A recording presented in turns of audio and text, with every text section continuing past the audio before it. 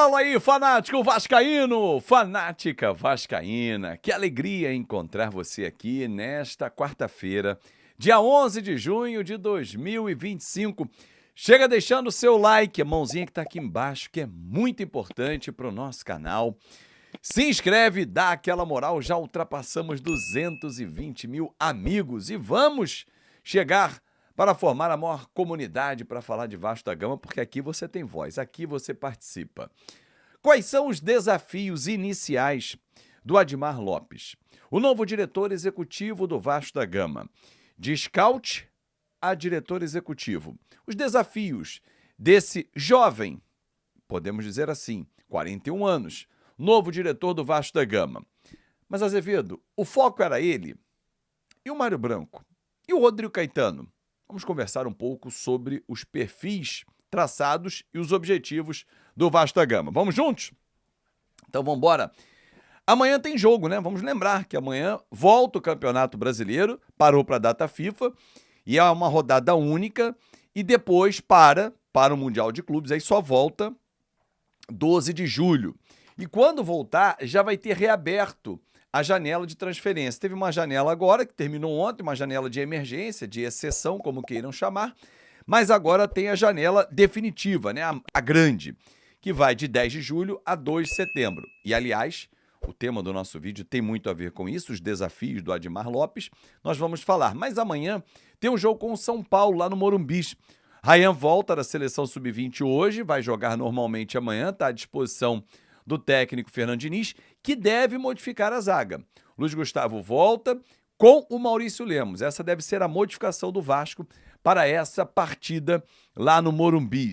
9h30, a bola vai rolar e claro que você vai estar de olho na TV, mas conectado no fanático vascaíno. A tendência de time, Léo Jardim, jogando mais uma vez com a camisa do Vasco, Paulo Henrique, Maurício, Luiz Gustavo e Piton. Aí no meio-campo, a dúvida, Hugo Moura volta como titular? A tendência é que sim. Então, Hugo Moura, Tietê e Coutinho.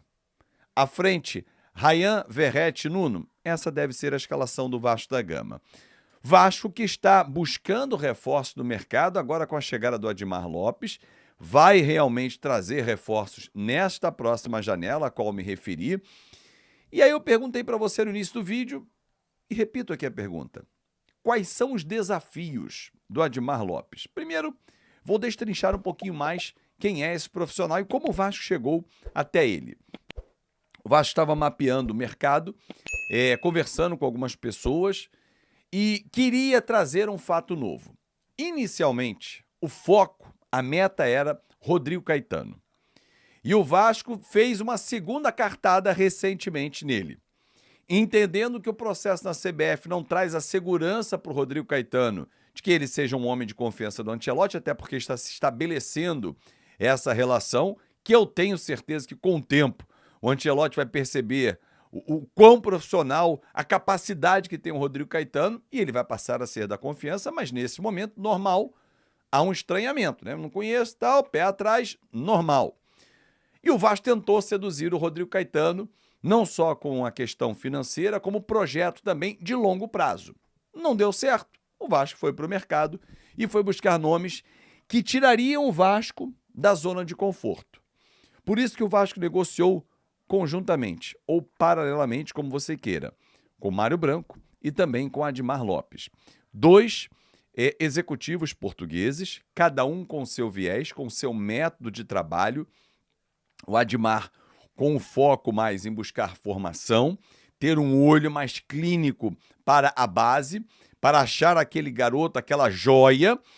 O Mário Branco já um pouco mais à frente, tendo como foco trazer aquele jogador já está pronto, preciso lapidar tanto. É como se você pegasse um jogador de 18, 19 anos. O Admar vai pegar o de 15, 16 anos para trazer e lapidar a parte final. Então, assim, são focos um pouquinho diferentes, mas todos dois ficaram encantados com o projeto do Vasco. Pesou contra o Mário Branco ele ter pedido um tempo maior ao Vasco, não poderia se apresentar agora, existe uma questão em Portugal também que ele quer resolver junto ao Benfica, e o Vasco viu que não teria esse tempo, e foi ao Admar Lopes.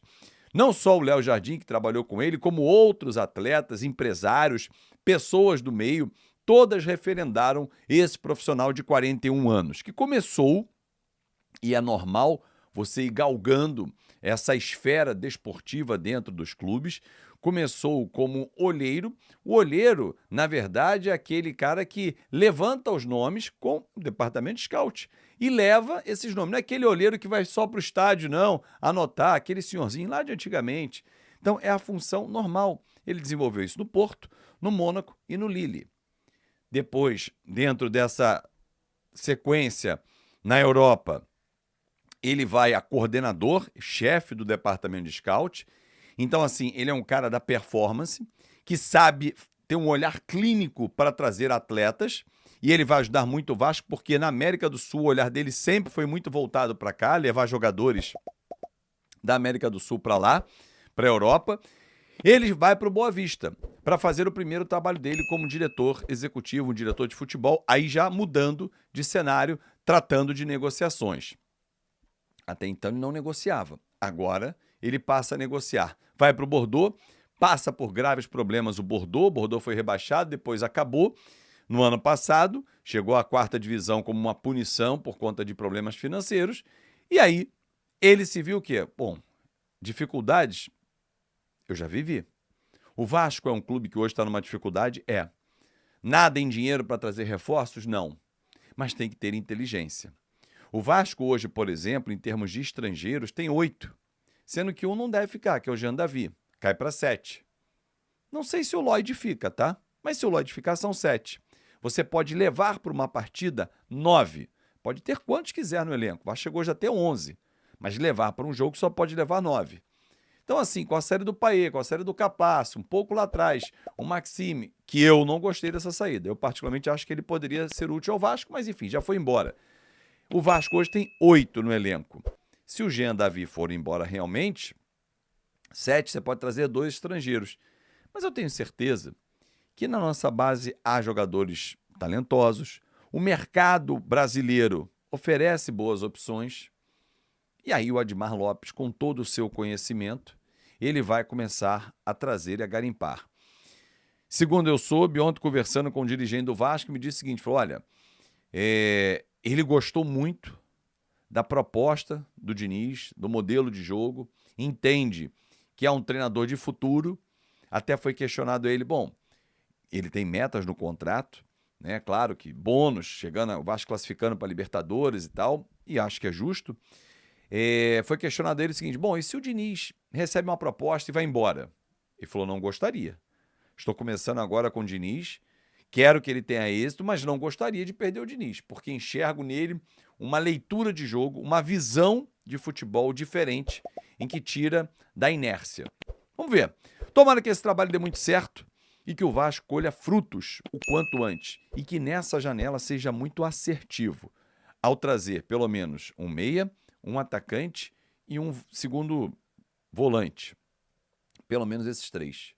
Que o Vasco não erre, porque errar é um verbo que eu não aguento mais conjugar. Um grande abraço, espero você meio-dia no nosso Na Conta KTO. E peço desculpas a você pelo olho. Estou passando por um processo final de conjuntivite, mas ainda está incomodando, porque de vez em quando fico piscando aqui. Mas enfim, medicado, já fui oftalmo. Tô já 100%. Grande abraço e jamais deixar você de lado. Meio-dia estamos juntos no nosso Na Conta KTO. Vou fazer um repouso ali e já volto. Até já.